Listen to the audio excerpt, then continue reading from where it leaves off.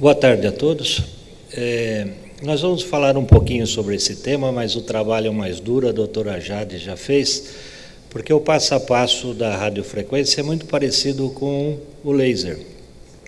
Eu só discordo que os resultados sejam superiores ao do laser em termos de dor e de equimose pós-operatória, porque esses trabalhos que comparam os resultados, eles comparam o melhor da radiofrequência, que é o catéter de segunda geração, com o laser 980, com as fibras de ponta plana, front fire, e esses resultados, dessa maneira, apresentam vantagem para a radiofrequência. Mas quando comparado com o 1470, com a fibra radial, essa vantagem desaparece. Bem, para falar de ablação da safena como procedimento ambulatorial, a gente precisa falar um pouco de legislação e um pouquinho de investimento, que é o ponto fraco dos médicos. Em 2008, o Conselho Federal de Medicina publicou uma resolução em que ele estabelece quais são as normas mínimas para o funcionamento de consultórios e de clínicas especializadas e outras unidades de saúde para a realização desses procedimentos que eles chamam com internação de curta duração. É até estranho falar em internação de curta duração para consultório médico, mas é dessa forma que o Conselho Federal de Medicina chama a cirurgia ambulatorial. Então, nessa resolução de 2008, está lá as definições do que é uma cirurgia com internação de curta duração. Lá também está explicitado que tipo de anestesia pode ser utilizada para este procedimento, e eles também classificam as unidades de saúde em 4 tipos diferentes, sendo o tipo 1 e o tipo 2 as unidades de saúde que são independentes de hospitais, as clínicas médicas especializadas, os consultórios médicos e outros.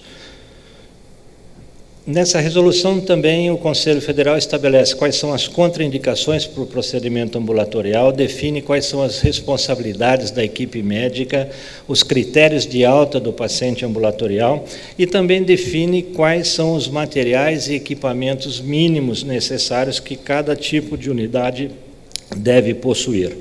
Então, de uma maneira muito simplificada, para as unidades do tipo 1 e tipo 2, que são os consultórios médicos e as clínicas especializadas, o mínimo que o Conselho Federal de Medicina exige é que você tenha um espaço físico adequado para realizar esse procedimento, que contenha uma mesa ou uma maca cirúrgica, com foco apropriado para uma boa iluminação do campo cirúrgico. Você precisa de uma fonte de oxigênio, precisa de equipamentos para monitorização de sinais vitais, precisa também de alguns equipamentos para reanimação cardiovascular e medicamentos para essa finalidade, e você também tem que ter uma sala de recuperação ou de repouso com móveis de padrão hospitalar. E, evidentemente, você precisa de equipamentos específicos para cada especialidade, já que essa resolução não diz respeito só à cirurgia vascular. Então, em relação ao passo a passo do procedimento propriamente dito, nós, no planejamento cirúrgico, analisamos qual é a extensão desse procedimento, nós determinamos qual é a dose máxima de anestésico que cada paciente vai poder utilizar durante aquele procedimento, e isso é importante para definir a estratégia que vamos utilizar durante o tratamento, como veremos a seguir. E também analisamos clinicamente esse paciente na busca de identificar possíveis contraindicações para o tratamento ambulatorial.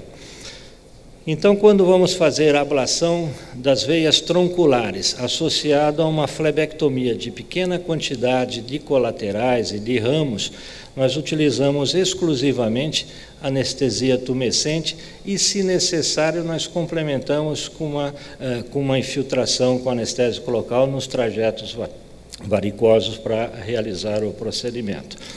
Quando essa ablação de veias tronculares está associada a uma grande quantidade de colaterais e de ramos, então nós partimos direto para o bloqueio femoral, eventualmente uma variação desse bloqueio, que é o 3 em 1, Fazemos também a infiltração tumescente e, se necessário, complementamos com anestésico local, nunca ultrapassando aquela dose de anestésico que foi previamente determinada. Enfim, dessa maneira nós podemos tratar a insuficiência venosa crônica em qualquer dos seus estágios com muita segurança para o paciente e para o médico e em regime ambulatorial. No início do tratamento, nós fazemos uma marcação pré-operatória, partimos a seguir para o bloqueio do nervo femoral, quando indicado, esse bloqueio sempre realizado com a orientação do ultrassom, e do ponto de vista técnico, esse bloqueio, quando realizado com ultrassom, ele é considerado como um bloqueio de nível básico. Ele tem uma alta taxa de sucesso e tem muito poucas complicações. Ele dá uma anestesia na face anteromedial da coxa e medial da perna, praticamente em todo o trajeto da safena magna. Em seguida, nós preparamos o campo e realizamos um botão anestésico no local da punção, fazemos a punção, passagem do fio-guia, o introdutor 6F, passagem da fibra óptica e o posicionamento da fibra óptica de maneira muito semelhante ao que é feito com a radiofrequência, sempre posicionando a extremidade da fibra abaixo da inserção da veia epigástrica superficial. O passo seguinte é colocar o paciente em posição de Trendelenburg e fazemos uma infiltração intumescente sempre no sentido distal, proximal. Essa infiltração ela é feita de forma muito generosa, é uma quantidade significativa para colar a veia e sempre orientada pelo ultrassom. Então, essa anestesia tumescente, além do próprio efeito anestésico, ela tem 3 funções fundamentais que independem do tipo de laser que você está usando. Primeiro, que é proteger os tecidos perivenosos do efeito do próprio laser. E segundo, é promover um colapsamento da parede da veia, promovendo ou auxiliando no esvaziamento do conteúdo sanguíneo desse vaso e também aumentar a superfície de contato da parede venosa com a fibra óptica, e isso aumentando em muito a efetividade da ablação e reduzindo as complicações e falhas de tratamento. No passo seguinte, é a ablação propriamente dita. Quem já faz o procedimento, isso é muito simples. Nós utilizamos sempre o laser 1470, paciente em Trendelenburg, procurando manter a veia sempre o máximo possível sem sangue. Usamos o modo contínuo, com potências que variam em função da região que está sendo tratada e uma velocidade de pullback de 1 centímetro a cada 6 segundos. Terminado a ablação, realizamos a flebectomia complementar ou qualquer outro procedimento complementar indicado e, no final, nós realizamos o enfaixamento compressivo e 2 horas depois o paciente está liberado para casa.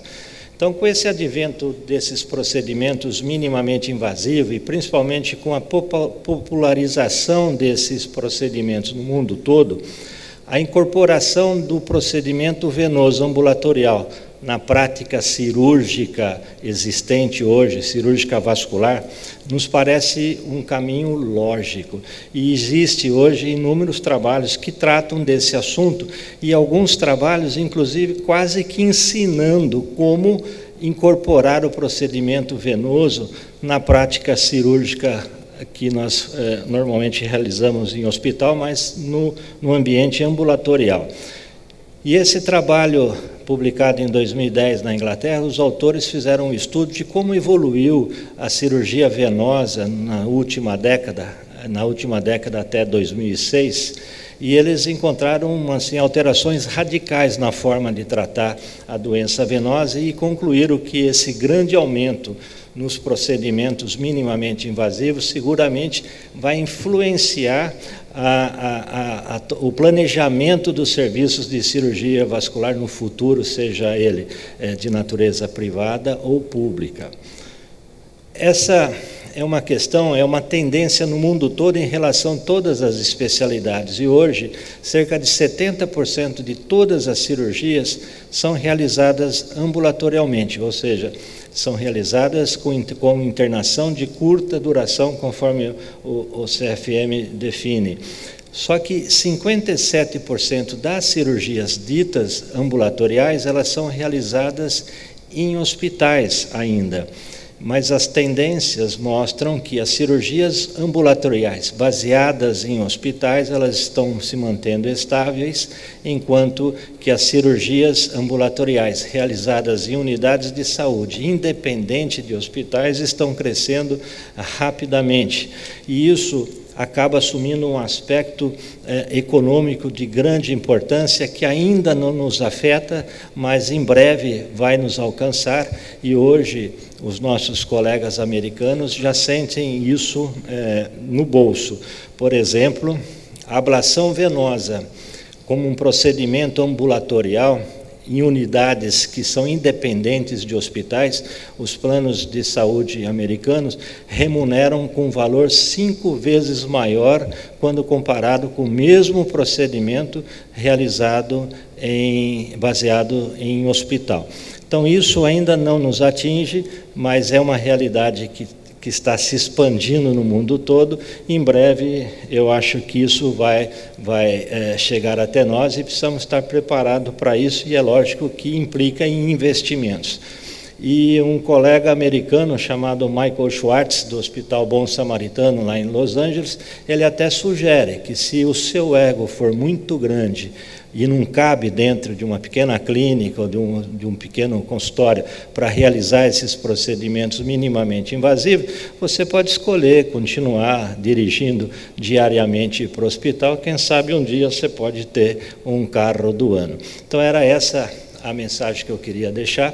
Eu agradeço a atenção de todos, agradeço à comissão pelo convite e estou à disposição dos colegas para qualquer esclarecimento. Obrigado.